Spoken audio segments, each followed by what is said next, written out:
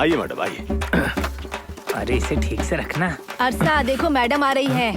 अरे आ गए, देखो मैडम जी आ गए। चलो नमस्कार। नमस्ते मैडम। नमस्ते। नमस्ते। मैडम जी आप हमारे यहाँ? क्यों, मैं नहीं आ सकती? ऐसा नहीं, अगर आप किसी को भेज देती तो हम वहाँ दौड़े दौड़े चले आते। मैडम नमस्कार। दादाजी उठ जाइए। मैडम रहने दो, कोई बात नहीं। ढोल बहुत अच्छा बजाते हो। हाँ मैडम, लाश के सामने और अच्छा बजाता हूँ। अगर आपके यहाँ कोई मर जाए तो बताइएगा, तो फिर मैं ढोल बजाऊंगा। हाँ। दीदी ये झोपड़ियाँ कितनी क्यूट लग रही हैं। मैं अंदर जाकर देख सकती हूँ? जाओ। मैडम हम जैसे बड़े लोगों को अंदर नहीं जाना चाहिए। सच में? हमारा दिया हुआ खाना और कपड़े इनके घर जा सकते हैं, तो क्या हम इनके घर नहीं जा सकते? हाँ, इनका उगाया हुआ चावल, बुने कपड़े, टोकरी, चप्पल सब हमारे घर आ सकते हैं, लेकिन वो नहीं आ सकते क्या? कौन से जमाने में रहते हो? जाओ जाओ, जाकर गाड़ी के पास खड़े हो जाओ। झोपड़ी के पास रहोगे तो गंदे हो जाओगे तुम। Sorry madam. सीता बहन, आपने सही बात कही। मैं सिर्फ डोलो 650 खाती हूँ और रागी की गर्मा गर्म रोटी। मैं आप लोगों से एक जरूरी बात करने आई हूँ। सरकार जो जंगल में रहते हैं उनकी संस्कृति बचाना चाहते हैं, इसलिए आपकी जमीन वापस देने का फैसला किया है उन्होंने। और जब तक ये होगा तब तक रहने के लिए दूसरी जगह दी जाएगी। वहाँ तुम लोगों के घर बनवाएंगे, लेकिन उसके लिए आप सबको पैसे देने पड़ेंगे। पैसे? कितना देना होगा मैडम जी? हर किसी को 12,000 रुपए देने पड़ेंगे।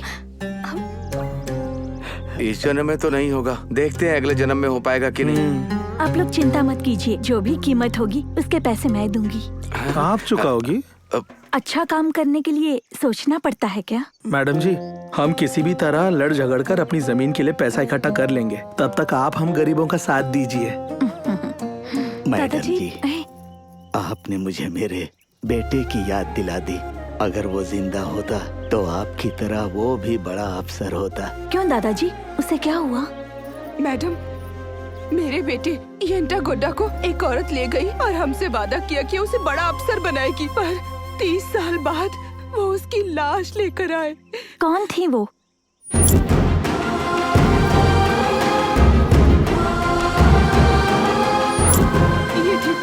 ये थी। इसने मेरे बेटे को मुझसे छीन लिया। मेरा बेटा बड़ा अफसर बनकर हमारी जिंदगी बदल देगा मैंने सोचा था, लेकिन हम लोग छोटी जाति के हैं, हमें यहीं रहना और यहीं मरना है। बड़े सपने देखने का अधिकार नहीं है। दीदी, नीची जाति ऊंची जाति ये क्या होता है?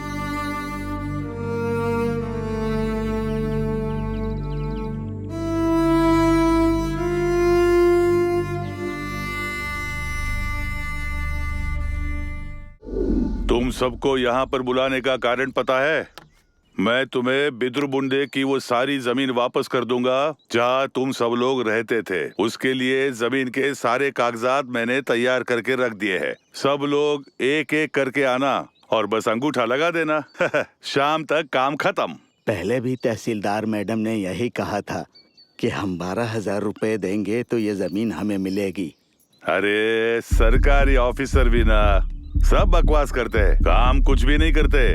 तुम्हें एक पैसा भी नहीं खर्चा करना है।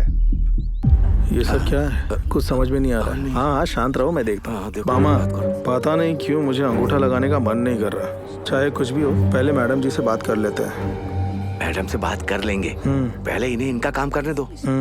सरकार क्या पागल हो गई है जो हम जैसे लोगों के लिए जमीन मुफ्त में बांटेंगी? अरे तुम लोग क्या खुसर फुसर कर रहे हो? हाँ, जाकर कागज पर अंगूठा लगा दो। देखो कितना कचरा भर गया है, जाके साफ कर दो। ठीक है मालिक। कोई भी अंगूठा नहीं लगाएगा। आओ एक एक करके आओ। और क्या, कैसे जानेंगे? इतनी देर से खड़े रहकर क्या सोच रहे हो? कारी भाई जाओ जाओ, अंगूठे का निशान लगा दो एक एक करके।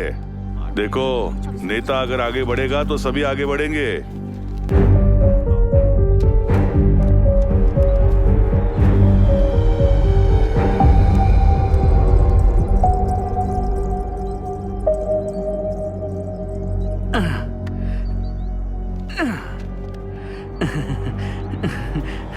हाय हाय हाय हाय हाय, देखो तो जरा।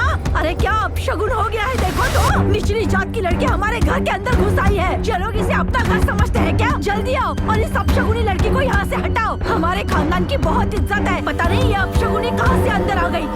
छी। अरे बेटी तुम अंदर क्यों गई? बाहर आ।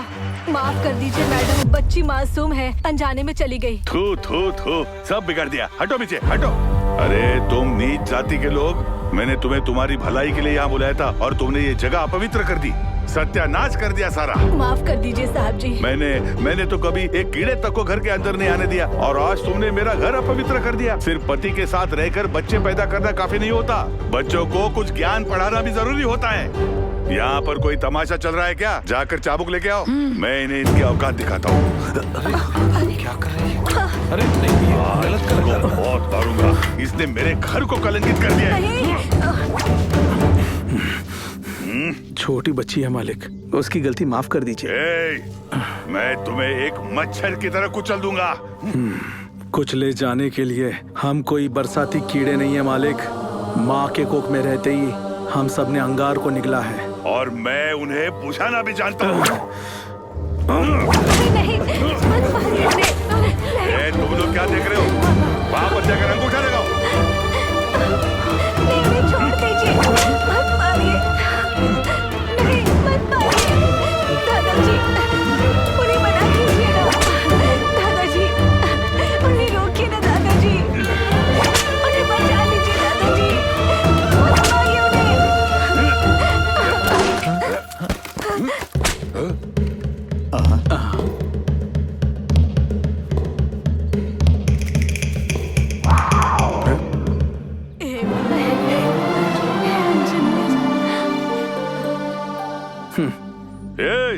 इस बंदर को ये बाल्टी किसने दे दी? साहब जी गलती हो गई साहब जी, पेंट का डब्बा यहीं था, बंदर उठा कर ले गया, माफ कर दीजिए साहब जी। क्या मुसीबत है। जरा सुनिए वकील साहब, इन कागजातों पर अंगूठे लिए जा सकते हैं? नहीं, ये तो खराब हो गए सर। इन्हें तैयार करने में कम से कम 2-3 दिन लग जाएंगे सर। ठीक है, जल्दी से तैयार कर दो। हाँ। आगे जो तूफान आएगा देखते जाओ।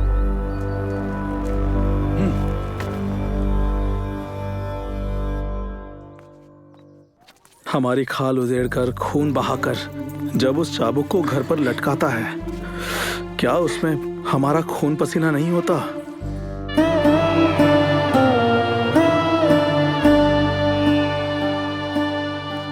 क्या तब उससे उनका घर गंदा नहीं होता होगा? तुम क्या कर लोगे, बड़े लोग हैं वो।